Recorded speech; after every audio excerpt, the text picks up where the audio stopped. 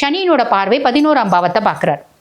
லாபஸ்தானத்தை சனி பகவான் பார்க்கறதுனால நம்மளோட லாபம், நம்மளோட உழைப்பு அதிகமாக இருக்கும், லாபம் கம்மியாக இருக்கும் அப்படின்னு சொல்லலாம். அது ஒன்றுமே பண்ண முடியாது.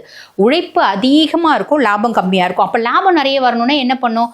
உழைப்பை பன்மடங்கு பெருக்கணும். அப்போ நீங்கள் எதிர்பார்க்குற லாபம் அப்படின்றது வருங்க. அதில் எந்த விதமான ஐயமும் இல்லை அப்படின்னு சொல்லலாம். இந்த கடின உழைப்பு, அதீத உழைப்பு வெற்றியை தரும் அப்படின்றது கும்பம் நல்லா தெரிஞ்சுக்கோங்க. உங்களோட உழைப்பு அதீதமாக இருக்குது அப்படின்னா சனி பகவானால உங்களை ஒன்றுமே பண்ண முடியாது.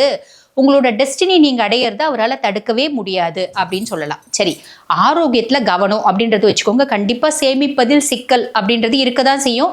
அதை பெருசாக சேர்த்து வைக்கணும், இந்த 2 வருஷம் நான் எப்படியாவது சேர்த்து வைக்கணும் அப்படின்லாம் யோசிக்க வேண்டாம். நம்மளால ஓவர்டேக் பண்ணி போக முடியுது அப்படின்னா ஏதோ 10 ரூபாய் சேருங்க, இல்லைன்னா வரவு செலவு ஈக்குவலாக இருந்தால் கூட போதுமானது அப்படின்னு தான் சொல்லுவேன்.